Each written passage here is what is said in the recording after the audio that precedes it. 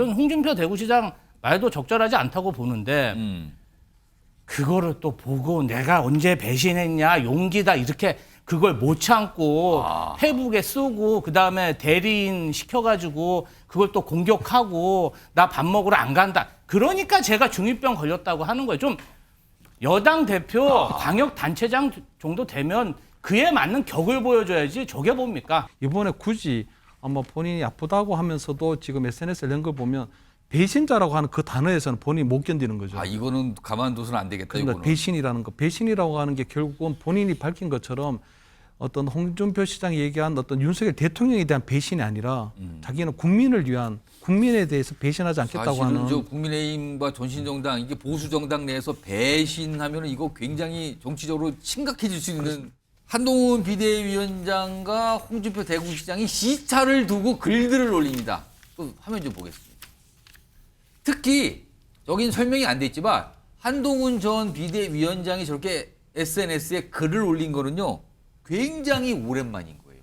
그동안 없었어요. 청소 때 직접 올리거나. 근데 글을 상당히 그래도 분량이 비교적 긴 글을 올렸어요. 일단 뭐냐면 홍준표 대구시장이 먼저 이렇게 얘기했죠.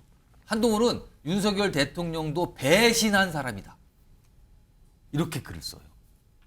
청년의 꿈이나 어떤 이 홈페이지, 게시판 형태의 홈페이지 있잖아요. 그 질문을 받고 쓰는 건데 거기에 대통령도 배신한 사람이라고 딱 찝습니다.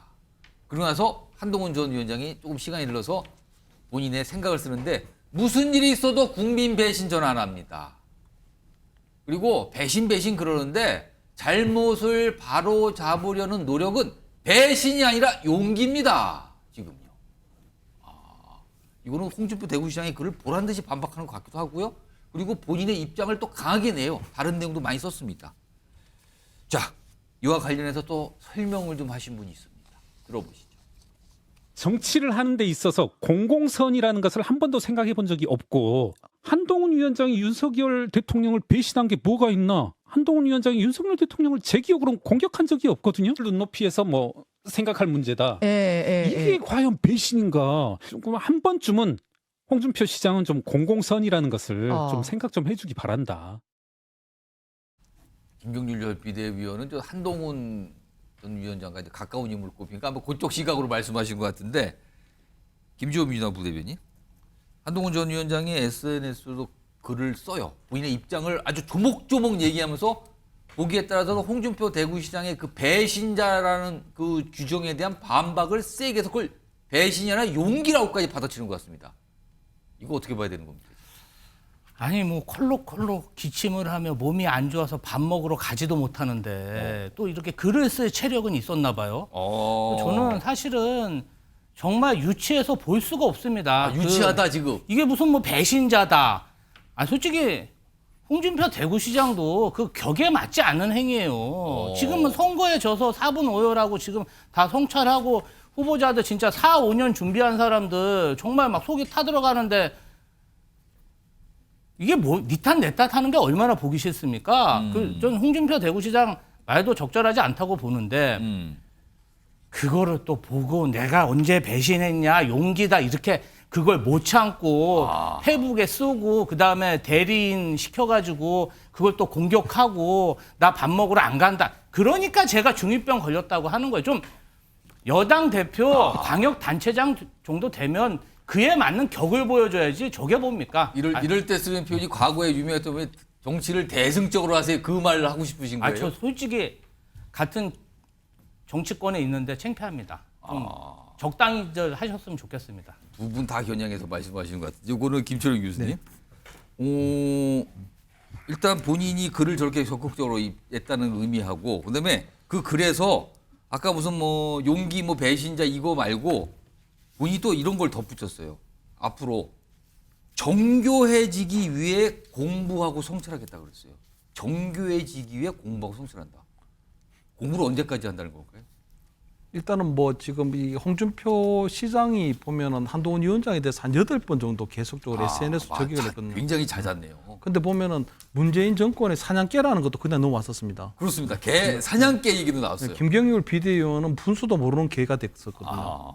근데 그런데도 넘어왔는데도 불구하고 이번에 굳이 아마 본인이 아프다고 하면서도 지금 SNS에 낸 걸 보면 배신자라고 하는 그 단어에서는 본인이 못 견디는 거죠. 아 이거는 가만둬서는 안 되겠다. 그러니까 이거는. 배신이라는 거, 배신이라고 하는 게 결국은 본인이 밝힌 것처럼 어떤 홍준표 시장이 얘기한 어떤 윤석열 대통령에 대한 배신이 아니라 자기는 국민을 위한, 국민에 대해서 배신하지 않겠다고 사실은 하는. 저 국민의힘과 전신정당 이게 보수 정당 내에서 배신하면 이거 굉장히 정치적으로 심각해질 수 있는 과거 경험이 있었죠 지금요 보수 정당 내에서는. 그렇기 때문에 아마 한동훈 위원장은 제가 볼 때 이번에 아마 이렇게 SNS로 시작하게 되면서 본인이 아마 나름대로 이제 뭐 정책 행보를 시작하게 되는 건데 저는 이번에 보니까 그 홍준표 시장이 좀 손해를 많이 보게 됐어요. 아, 이거를- 그동안에는 입 바른 소리를 잘 하셔가지고 예. 괜찮았는데 아마 이번에 한동훈 위원장을 계속적으로 저격하면서 오히려 한동훈 위원장에 대한 동정론이 당내에 많이 생겼거든요. 아. 정말 지난 선거 때 그래도 정말 저렇게 열심히 예, 했는데 저렇게까지 또 물러났는데 할 이유가 있나 하는 그런 동정론도 있고, 두 번째는 지금 국회 앞에 보면 쭉 이렇게 화환이 이렇게 쭉 화환이 있는 거 있습니다. 보면 어떤 나름대로 좀 어떤 벌써 며칠 됐는데요 지금. 한동훈 이게. 위원장에 대한 팬덤층도 좀 형성되는 것 같거든요. 그래서 아마 이번에 그냥 홍준표 시장은 조금은 좀 번지를 잘못 잡았다. 다만 홍준표 시장 대 일단 한동훈이라는 나름대로 당내에 어떤 구도는 또 조금 만드는 그런 효과는 좀 있다. 이렇게는 좀 보입니다. 공부를 한다 그랬어요. 정교해지기 위해서 공부한다. 언제까지 공부를 한다는 거죠? 그래서 저는 뭐 한동훈 위원장이 지금 차기 전당대에 저는 출마할 걸로 보이거든요. 아, 출마한다고 그래서 보십니까? 왜냐하면은 차기 전당대에 가면 지금 당내에서 뭐 혁신이냐 아니면 관리형 비대위냐 해서 언제쯤 하게 될지 모르지만 한 7월 달쯤 돼가 한다면요. 한 2달이 뒤에거든요. 예. 2달 뒤에고, 두 번째는 아마 이번에 나경원, 그다음에 원희룡, 저 또 험지에 출마했던 김태호라든가 이렇게 예. 나름대로 아마 2027년 나름대로 어떤 잠재적 대권 주자를 꿈꾸는 분들이 이번 전당대 출마한다 그러면 제가 볼 때 한동훈 위원장도 출마하지 않고서는 못 벽이 될 것 같거든요. 그렇기 때문에 저는 아마 한동훈 위원장이 아마 한 2달 정도의 조금 휴지기를 가지고 아마 7월 달 전당대회를 하게 되면 출마하게 되지 않을까 이렇게는 보입니다. 그러면은 그런 해석대로라면은 2달 동안 정교해지고 성찰 통해서 공부하겠다 이런 뜻이 되겠네요. 홍준표 대구시장 얘기 좀 이어가 볼까요? 화면 좀 보겠습니다. 오늘 나온 또 본인 입장이네요. 본인에 대해서 이렇게 또 설명을 합니다. 나는 친윤이 아니어도 나라의 안정을 위해서 대통령 흔드는 건 반대한다. 그러면서 또 이제 험한 말이 하나 나와요. 잡새들은 사냥개도 나왔는데 지금 잡새가 나왔습니다. 이제 새가 나왔어요. 잡새들은 이를 두고 친윤 운운하지만 그건 나를 몰라서 하는 무지의 소치다. 잡새들은 무지하다. 그래서 날 친윤이라고 한다. 근데 이제 이 국민의힘 내부에서 홍준표 시장에 대해서 이제 평가하시는 분이 있네요. 들어보겠습니다.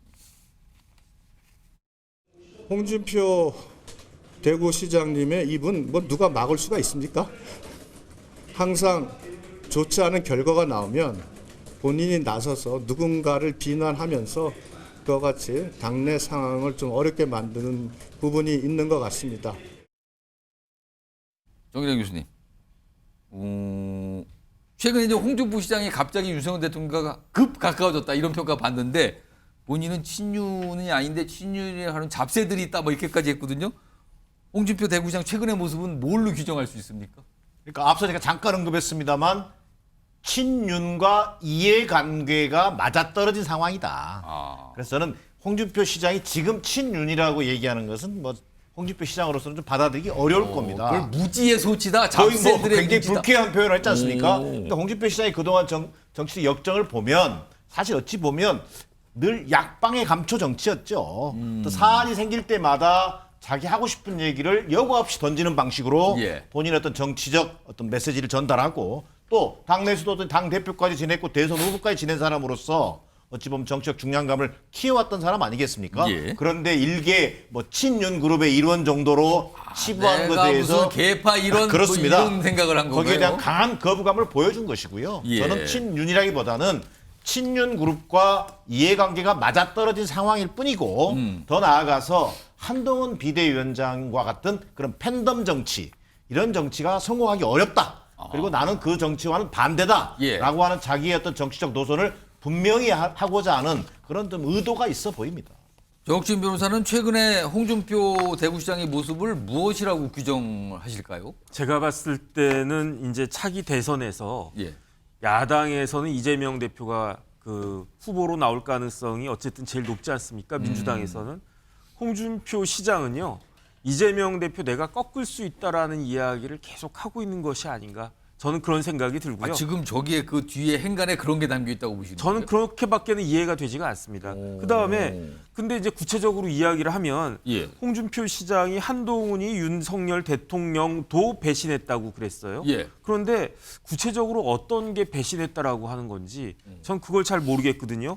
그 김건희 여사 디올백 관련해 가지고 그걸 배신했다라고 하는 건지. 그때 약간 국민 눈높이 얘기를 한 적인데 그걸 가지고 그러는 건지. 그다음에 이제 이종섭 전 장관을 대사로 임명한 것에 대해서 거기에 대해서 이제 대통령을 흔들었다라고 하는 건지 그 구체적으로 좀 이야기를 해야지 저희 같은 사람들이 알아들을 수 있는 것이 아닌가 저는 그런 생각이 그냥 들고요. 구체적인 걸 없이 배신을 했다고 규정을 했다는 거네요. 그런데 한동훈 비대위원장은요.